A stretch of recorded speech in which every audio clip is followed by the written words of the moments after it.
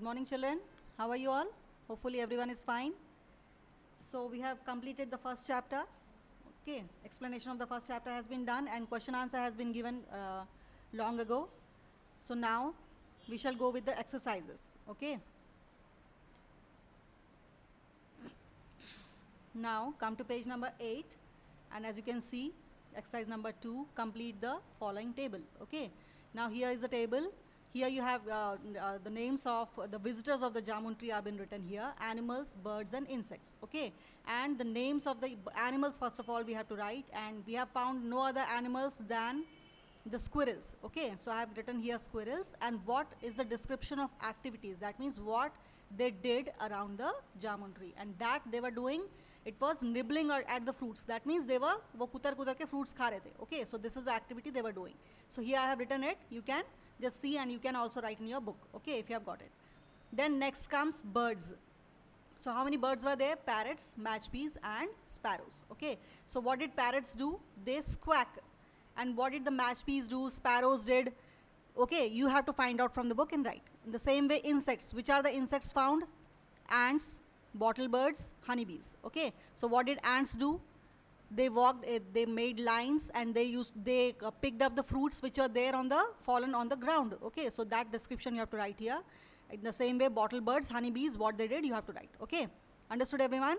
Then comes the next exercise, that is the third exercise. Work in groups and discuss these questions and then write your answer individually. Okay, now we are unable to work in groups because social distancing is inevitable, is it not? So everybody knows that. So we shall do one thing. We shall do it individually only. Okay, we shall individually ponder at the questions which have been given here, and accordingly situation has to be what is the reason behind it. You have to write the answer. First of all, first question is written here and I have written the answer for it. Give reasons for not cutting a tree. Why we should not cut a tree? As everyone knows, trees are very important for us. It is a life giver. It gives us oxygen. It gives us so many things like fruits, flowers, fruit grains, wood, etc. Okay, so that's why it is important. Page number 9. Second one is give reason why trees are cut. Okay, you might be knowing why trees are cut. They are cut for the firewood. They are cut for wood. They are cut for furniture. Okay, they are cut for making houses. That all you know, is it not? And they are cut also for clearing of the place for farming, etc. Okay, a large number of trees are cut for the farming purpose also. So that you have to write on your own. Okay, then next is do you think the trees that do not give us fruit should be cut? So this reason you have to write on your own. तुमको लगता है कि जो trees fruit नहीं देते उनको हमको काट देना चाहिए. जैसे पीपल ट्री है, बनियन ट्री है, ये fruits नहीं देते, लेकिन वो क्या देते हैं? They give us shade, is it not? They can give us wood and so many other things. They are the homes for many creatures, animals and birds, so they should not be cut. Okay, so do you think the trees that do not give fruit should be cut? The reason you have to write here on your own. Okay, when the school reopens, I'll check your books.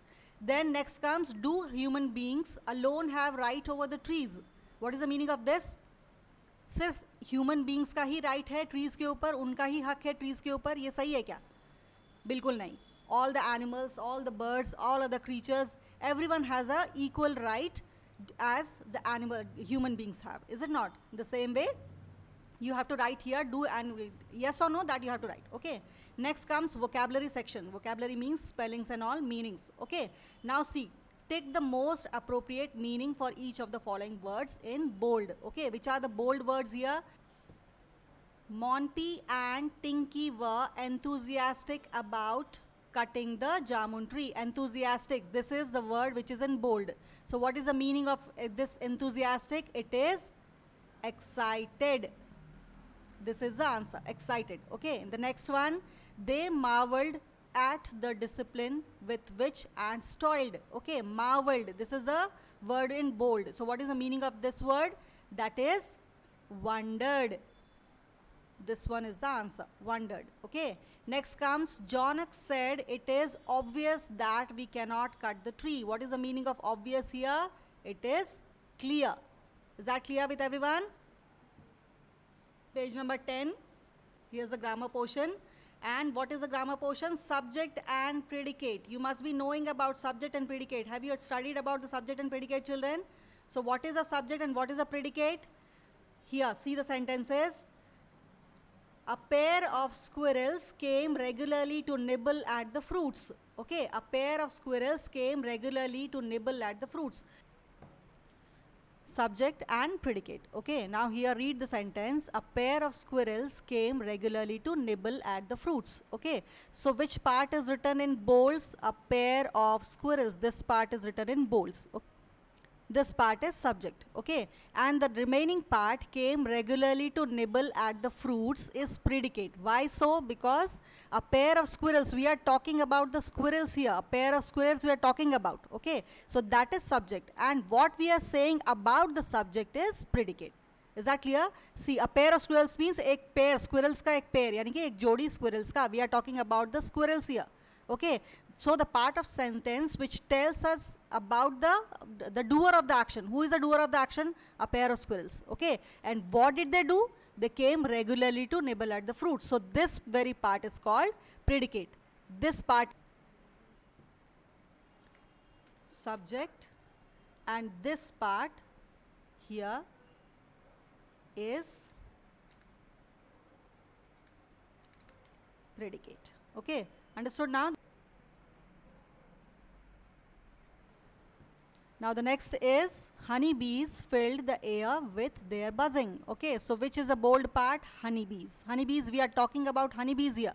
In the sentence, हम इस sentence में किसके बारे में बात कर रहे हैं? We are talking about honeybees. So honeybees is the subject and filled the air with their buzzing means what the honeybees did? जो उन्होंने किया वो predicate है, filling the air with their buzzing. Okay, so understood now? So this part, first part, we are talking about whichever thing we are, a person or animal or bird we are talking about is the subject, and whatever we say about the subject is predicate. Okay, now we shall see the examples here. Now we shall go on with the exercises here. First one, A, identify the subject and predicate in each of the following sentences given in the passage. Okay, here is a passage given. You will have to find out which is the subject and which is the predicate. I'll read out the first sentence and find out the subject and predicate.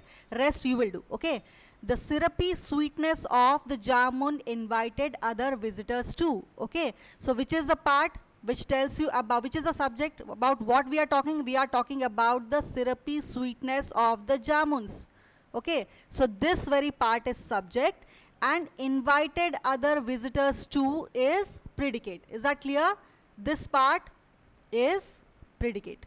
Okay, so first part, the syrupy sweetness of the jamuns, we are talking about the syrupy sweetness, sweet जामुन के sweetness के बारे में बात कर रहे हैं, वही है subject. उसके बाद उसके बारे में क्या है कि वो invite करता है others visitors to, ठीक है, दूसरे visitors को invite करता है. So this part is predicate. Is that clear? Second one, a pair of squirrels who lived in a nearby bamboo grove came regularly to nibble at the fruit. So which part is subject here? A pair of squirrels who lived in the nearby bamboo grove. Okay, हम लोग ये पूरा ही subject है.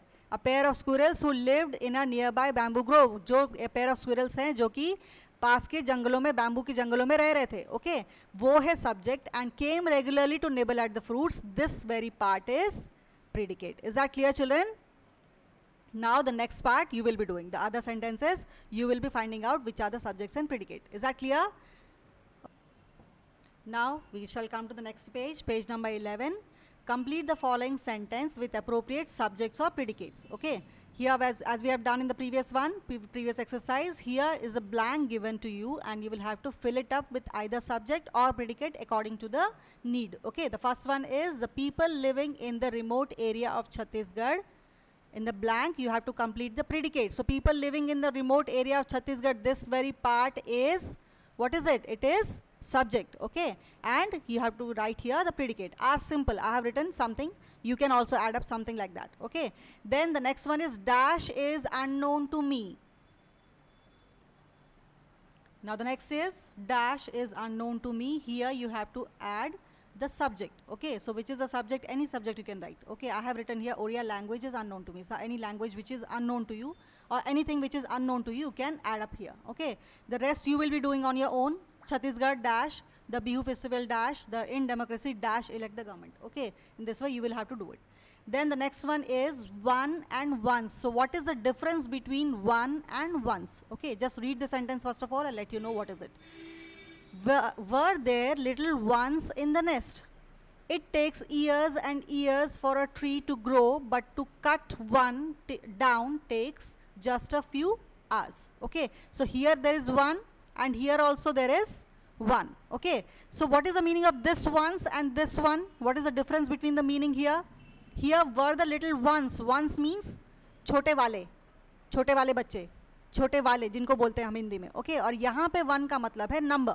Okay, grow but to cut one tree, one matlab 1 2 3 4 जो number है that. Okay, so these two are pronouns actually, and here we can see that we use one singular and ones plural to avoid unnecessarily repetition. Okay, one different use में करते हैं. Here we are taking singular one and there we are taking ones. Okay, to avoid confusion. Okay, now see here, they are generally pronouns. We also use one and ones after which in questions में भी which के बाद one or ones use करते हैं. Okay, for example, you can recite a poem. Which one do you choose? Which one? यहाँ पे एक one है. Okay, which one do you choose? Which one means कौन सा वाला तुम choose करते हो. You recite a poem. Which one do you choose? Okay, there are many books here. Which ones are yours? Which ones means कौन से वाले तुम्हारे हैं. Okay, which one is there are many books here. Which ones are yours? कौन से वाले तुम्हारे हैं. Okay, in that way. Then the next page. Now come to the next page. Here, complete the dialogues given below. Okay. How old are your children? Okay, you have to add their one or ones, is it not? The younger dash is 4 and the older dash is 7. The younger one is 4 and the older one is 7. Here also in both places one will be. Okay. Then would you like to a new model of mobile? Okay. Certainly the new mobiles are much lighter than the old ones. Is that clear? What type of car do you want? I don't mind what kind of car it is. I just want ones that get me to office. Okay. What do you want to buy? I need some new color pencils. The ones I have at the moment are broken. Okay. You can just read out the sentence once again so that the meanings will be clear with you. Okay. Then comes the next exercise. Use of there. THERE. Introductory. Now we shall know do you understand the meaning of the difference between the meaning of there and there? THERE there, THEIR there. There are two theres. Okay. Pronunciation is same but the spelling and meaning are different. Okay. Here there also is used in two different ways. I'll show you how. Introductory there. Okay. There is a nest with two young hawk kites here. There is no firewood in the house. So here there is being introduced. Okay, there जो यहाँ पे हुआ है use वो introduce करने के लिए हुआ है. There is a nest. There is no firewood. Okay, so this is introductory there. We generally do not say no firewood in the house or the nest with two young hawks. इतना ही बोलेंगे तो क्या होगा? These are phrases. These are all parts of a sentence. They are all without this ones, without there, it will be incomplete. Okay, so there would be much feasting and merriment during the festival. The sentence is being begin with an introductory there. एक introductory है there से use हुआ है, there से start हुआ है. Okay, then introductory there can be used when the subject is indefinite and the verb phrase contains. Okay, देखो there कहाँ यूज होता है? जहाँ पे इनडेफिनाइट सब्जेक्ट है, सब्जेक्ट हमको ठीक से नहीं पता. ठीक है, तो वहाँ पर हम देयर यूज करते हैं. Okay, now here we can see some more examples.